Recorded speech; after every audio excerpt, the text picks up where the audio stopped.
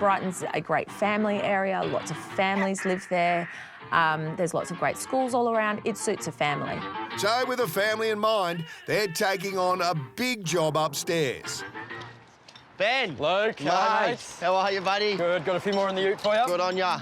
So we've decided that when you walk up the steps, we want you to walk into a second living space rather than a bathroom. Yeah. So a few weeks ago, we flipped the bathroom and put it on the other side to allow it to be an ensuite, and that allowed for a decent-sized bedroom and a decent-sized living room.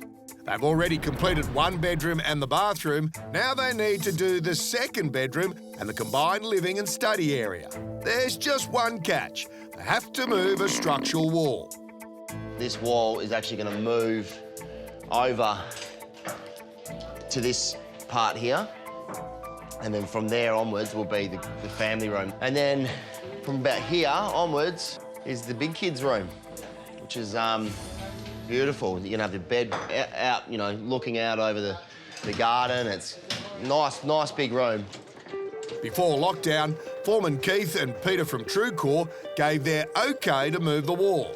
So what we're going to do, we're going to have to remove this wall as a structural wall, prop both sides. That'll slide over, Yeah. right? Beautiful. We'll chop a new hyperspan beam Yeah. in there, and it can make it happen.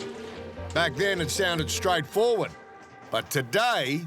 I mean, it was a pretty big process. Yeah, huge job. It's a bit of a nightmare. So, here's the Blocky How guide to moving a supporting wall. All right, jam that up. Step 1. Install plenty of acrow props to temporarily hold up the roof. Step 2. Install a hyperspan beam. Now go in, back out. The wave design makes it strong enough to support the roof. Hyperspan. Step 3. Cut a hole in the floor at the new wall position.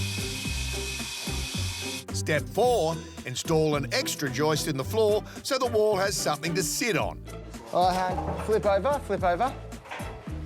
Step 5. Move your wall to its new position.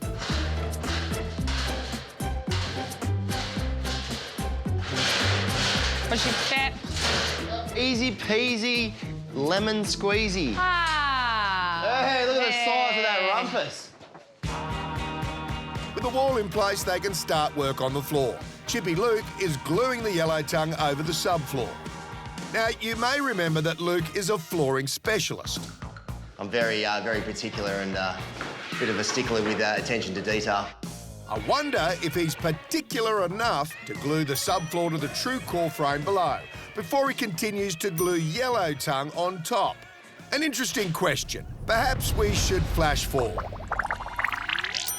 No glue. Your worst nightmare's just happened. All this section here has to be ripped up, glued. Mate. Obviously not.